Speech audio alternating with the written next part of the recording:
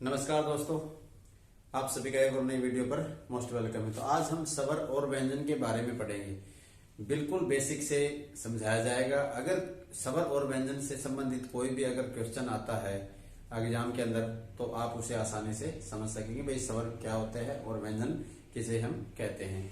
तो आप कमेंट कर कर जरूर बताना आपको वीडियो कैसी लगती है। अगर आपको वीडियो अच्छी लगती है तो भी आप कमेंट करना, अगर वीडियो आपको अच्छी नहीं लगती है तो भी आप कमेंट जरूर करना। अगर आपको स्वर और व्यंजन के बारे में अच्छा या अच्छी तरह से ज्ञान है तो आप वीडियो को छोड़ सकते हैं, अन्यथा आप वीडियो को पूरा देख सकते हैं। तो चलो हम बेसिक से आज हम शुरू करेंगे। छोटी सी क्लिप है, सिर्फ आप अंत तक इसे जरूर देखना, आप इसमें कुछ न कुछ जरूर सीखेंगे।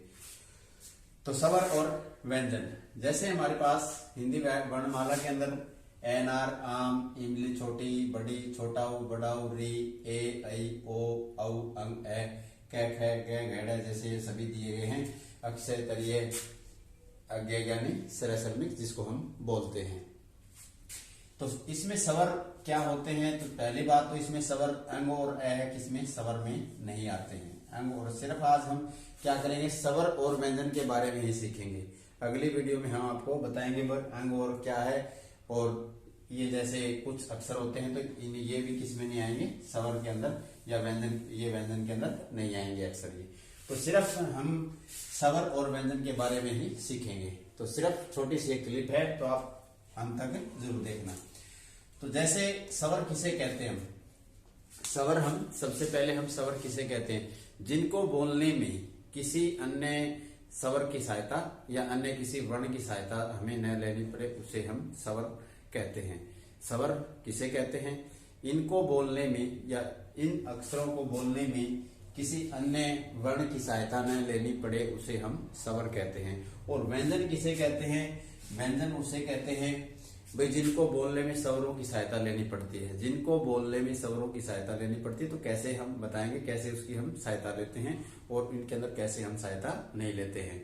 तो सबसे पहले हम स्वरों की संख्या कितनी होती है? स्वरों की संख्या इसमें होती है 11। स्वरों की संख्या इसमें कितनी होती है? 11। इसमें क्या होते हैं? स्वर होते हैं।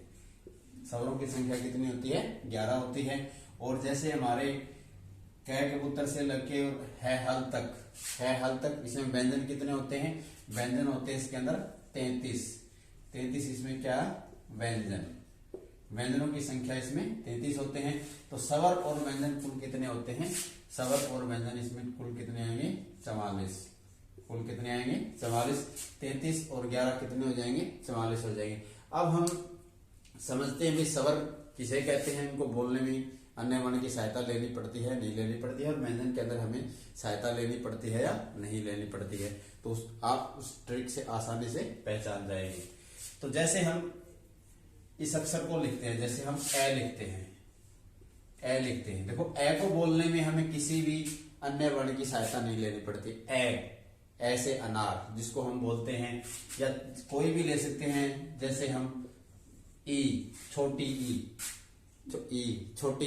तो इनको बोलने में हमें किसी भी अन्य वर्ण की सहायता नहीं लेनी पड़ती है। तो इसीलिए हम इनको स्वर कहते हैं। और स्वरों की संख्या कितनी होती है?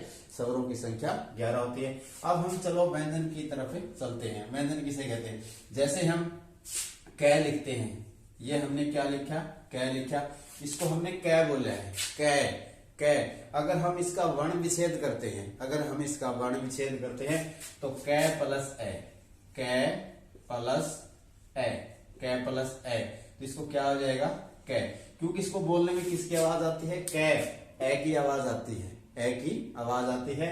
तो हम इसमें से अगर व्यंजन में से अगर हम कोई भी अक्षर बोलते हैं, तो सभी में किसी न किसी की आवाज आएगी, ए की आएगी या आ की आएगी। अगर इन सभी में लगभग क्या है? ए की आवाज आती है।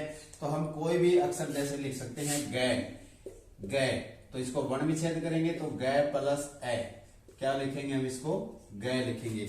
अगर हम कोई भी लिख सकते हैं, जय लिखेंगे तो अगर जय लिखेंगे इसका हम वर्ण विच्छेद करेंगे तो जय प्लस ए, तो क्या आएगा? जय। अगर हमें बोलने में किसी अन्य वर्ण की या स्वरों की सहायता लेनी पड़ती है तो उसे हम क्या कहते हैं? व्यंजन कहते हैं। स्वर किसे कहते हैं? स्वर उसे कहते हैं जिनको बोलने में हमें किसी अन्य वर्ण की सहायता न लेनी पड़े उसे हम स्वर कहते हैं। स्वरों की संख्या 11 होती है और व्यंजनों की संख्या इसमें 33 होती है। कुल वर्णमाला में कितनी, सॉरी, इसमें कुल स्वर और व्यंजनों की संख्या कितनी आ जाएगी, 44 होती है। तो इस प्रकार हम, या इस ट्रिक से अगर हम इसको कोई भी अक्षर बोलते हैं तो उसमें किसी अन्य वर्ण की सहायता नहीं लेनी पड़ती, और इसमें व्यंजन के अंदर हमें अन्य स्वर की सहायता लेनी पड़ती है, तो उसे हम स्वर और व्यंजन कहते हैं। अगर दोस्तों आपको वीडियो अच्छी लगी तो अपने दोस्तों के साथ इसे शेयर जरूर कीजिए। बहुत ही महत्वपूर्ण लाभदायक वीडियो है, और चैनल को सब्सक्राइब जरूर कीजिए। Thank you. जय हिंद, जय भारत।